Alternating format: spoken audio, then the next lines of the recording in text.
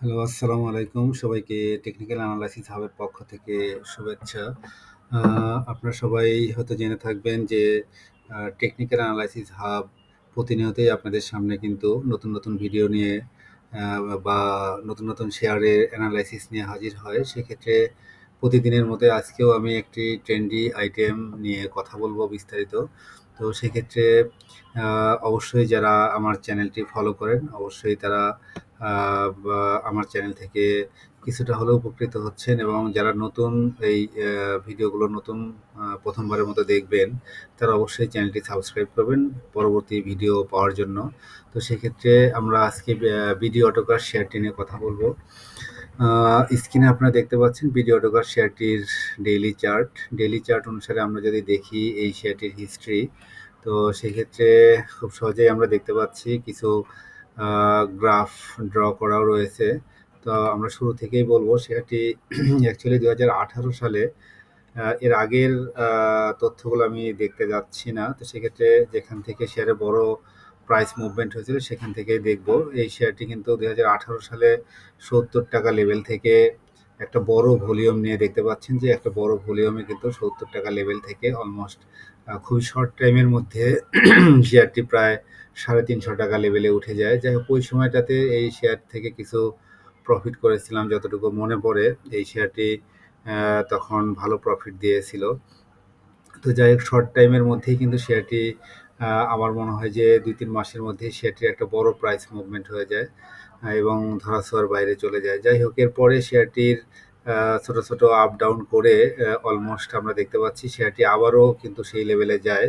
২০১৯ সালের জানুয়ারিতে আবারও দেখা যাচ্ছে যে সেই লেভেলে যায়। কিন্তু পরে আমরা দেখতে পাচ্ছি সেটির একটা বড় প্রাইস কারেকশন এবং প্রাইস কারেকশন হয়ে অলমোস্ট শেয়ারটি দেখতে পাচ্ছি ৳১১৬ এই রেঞ্জে সাপোর্ট পায়। যাই হোক ৳১১৬ সাপোর্টের যে রেঞ্জ সেটা আমরা দেখতে পাচ্ছি ২০১৯ সালের এই জুলাইয়ের এই বক্সের মধ্যে আসে এবং আল্টিমেটলি ১৯ সাল থেকে শুরু করে আমরা দেখতে পাচ্ছি অলমোস্ট ২৪ সালের মার্চ পর্যন্ত এই বক্সের মধ্যে সে কিন্তু বারবারই ওঠানামা করেছে দেখতে পাচ্ছেন যে এই শেয়ারটি কিন্তু তার এই বক্স থেকে কিন্তু আর বের হতে পারেনি দীর্ঘ সময় অর্থাৎ ২০০০ আমরা যদি দেখি যে ২০১৯ থেকে অলমোস্ট ২০২৪ তার মানে প্রায় ৪-৫ বছর কিন্তু এই রেঞ্জের মধ্যে আটকে ছিল এবং এখানে দেখতে পাচ্ছেন যে কিছুদিন ফ্লোর প্রাইসে আটকে ছিল। এই লেভেলে ফ্লোর প্রাইসে আটকে ছিল। যাই হোক ২ বার যেহেতু ফ্লোর দিয়েছে ২ বার ফ্লোর প্রাইসেই কিছুদিন আটকে ছিল এবং প্রায় ভলিউম ছাড়াই শেয়ারগুলো এই প্রাইসগুলোতে আটকে যায়।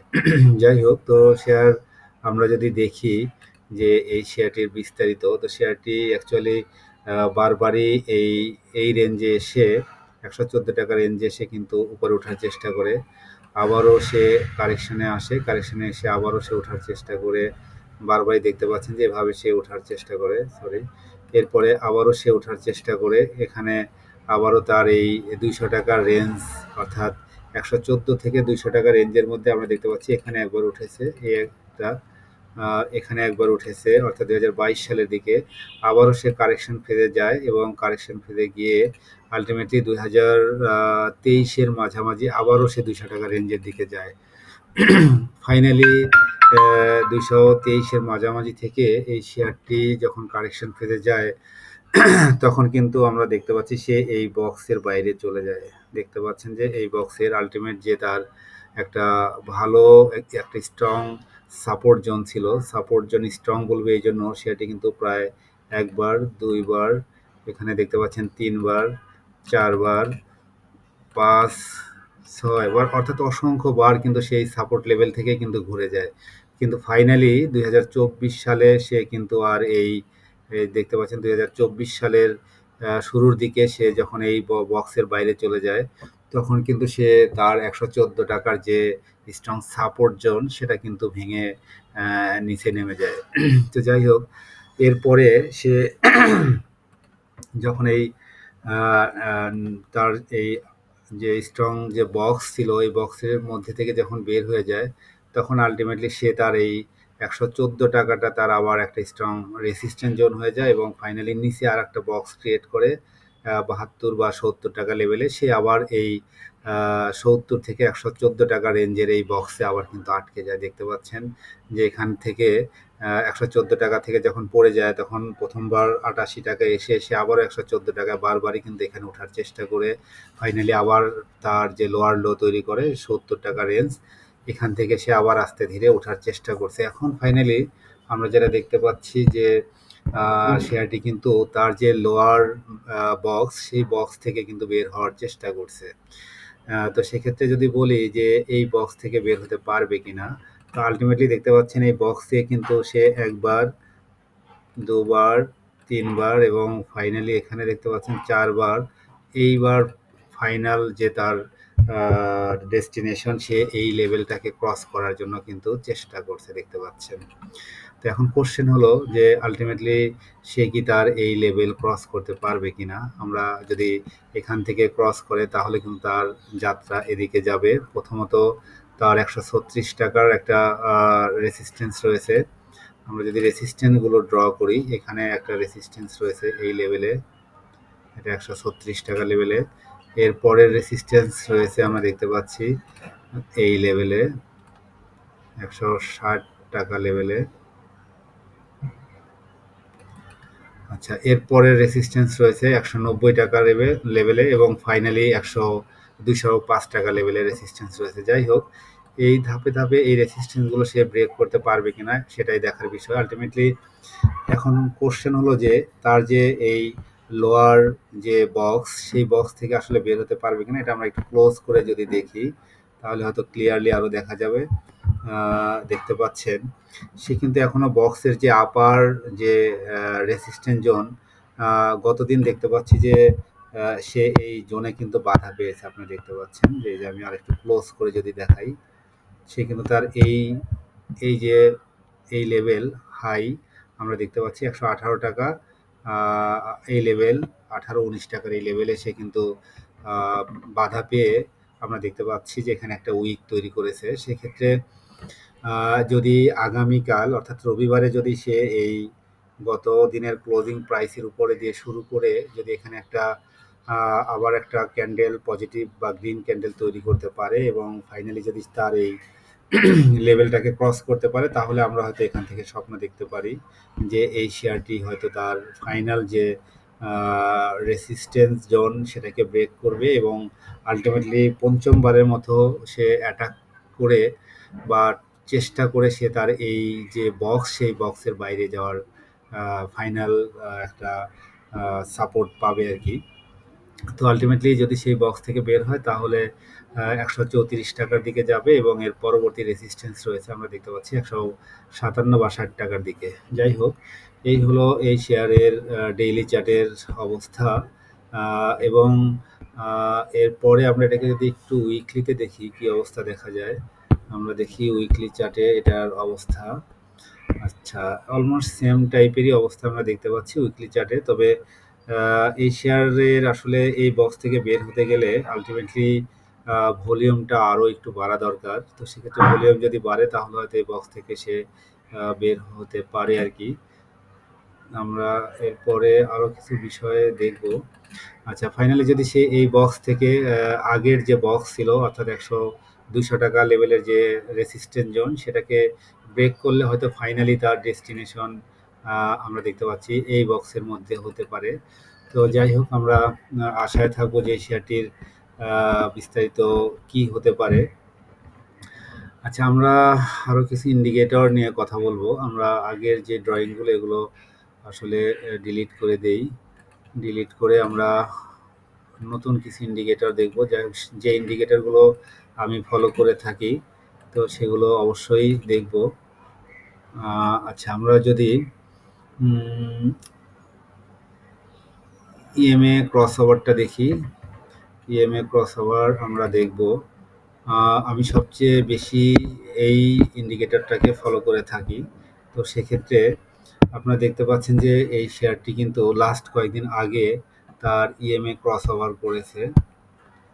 এই যে এখানে দেখতে পাচ্ছেন যে স্টারের মতো যে ইয়েটা ক্রিয়েট করেছে এই লেভেলে আসলে সে ইএমএ ক্রস ওভার করেছে, অর্থাৎ এই লেভেলে প্রাইস ছিল ৳১০৪, অর্থাৎ ৳১০৪ লেভেলে ৪ বা ৳৫ লেভেলে তার এক্সপোনেনশিয়াল মুভিং এভারেজ 50 ডেজ 200 ডেজকে ক্রস ওভার করে যায়।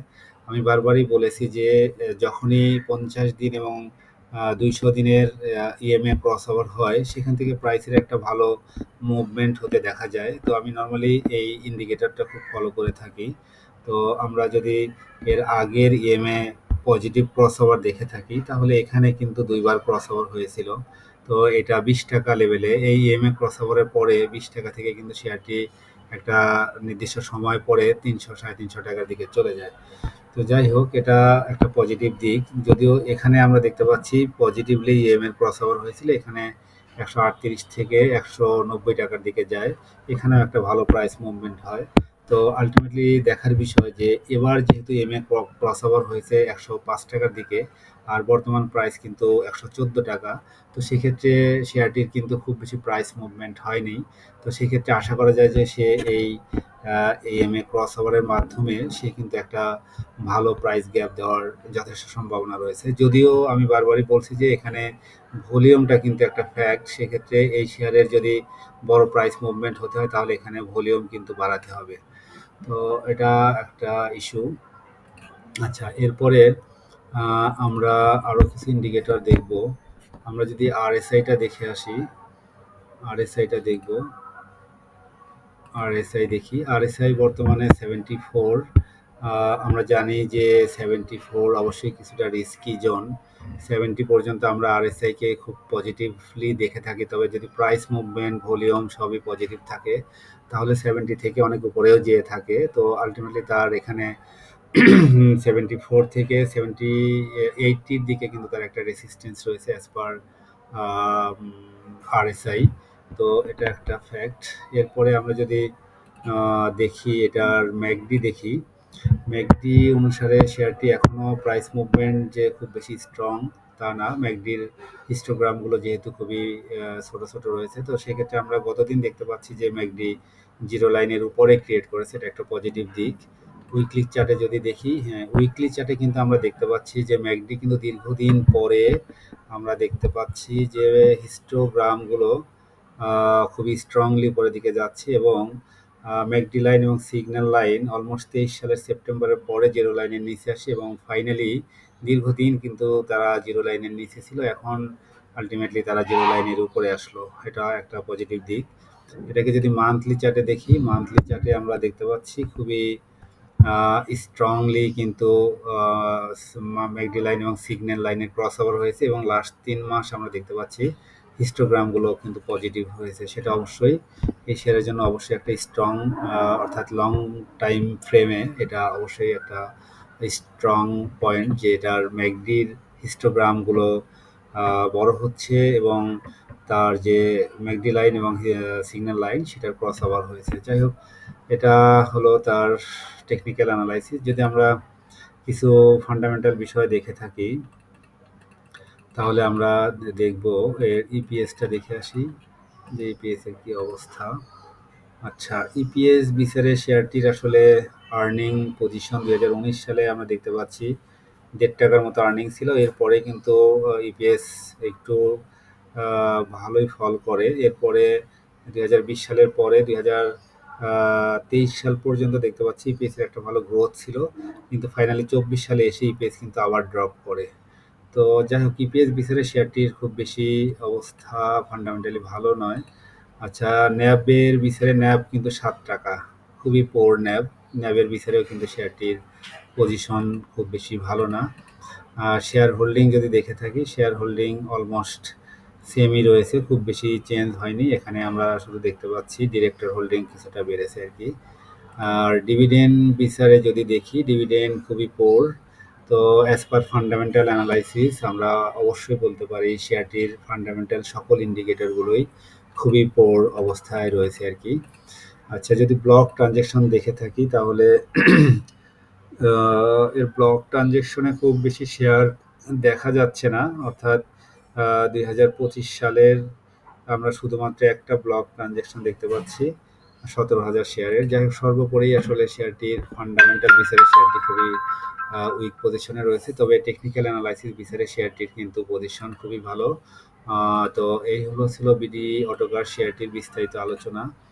তো আশা করা যায় আমরা যদি মান্থলি চার্টে ফাইনালি যদি আরেকবার একটু দেখে যাই, তো আমরা দেখতে পাচ্ছি যে 3 মাস কিন্তু শেয়ারের প্রাইসের মুভমেন্ট খুবই একটা ভালো ইন্ডিকেটর, যে 3 মাস ধরে শেয়ার প্রাইস মুভমেন্টে রয়েছে, অর্থাৎ শেয়ারটি দেখতে পাচ্ছি 85 টাকা লেভেল থেকে এখন বর্তমানে 114 টাকা অবস্থান করছে। যাই হোক, এই ছিল বিডি অটোকার শেয়ারটির বিস্তারিত আলোচনা। সবাই অবশ্যই ভালো থাকবেন, সবাই জেনে বুঝে বিনিয়োগ করবেন। শেয়ার মার্কেট যেহেতু ঝুঁকিপূর্ণ, অতএব সবাই জেনে বুঝে বিনিয়োগ করবেন এবং নিজ দায়িত্বে সেল বাই করবেন। আর এই চ্যানেলটি শুধুমাত্র টেকনিক্যাল এবং ফান্ডামেন্টাল অ্যানালাইসিস করে থাকে, সেক্ষেত্রে কোনো শেয়ার সেল বা বাইয়ের নির্দেশনা দিয়ে থাকে না। তো শুধুমাত্র আপনার হাতে থাকা শেয়ারের আসলে বিস্তারিত তথ্য তুলে ধরাই হলো এই চ্যানেলের কাজ। সেক্ষেত্রে সবাই কোনো সময় বাই সেলে যদি কোনো ভুল করে থাকেন, সেটার দায় কিন্তু এই চ্যানেল নেবে না। তো যাই হোক, সবাই ভালো থাকবেন, সবার জন্য শুভকামনা থাকলো। আসসালামু আলাইকুম।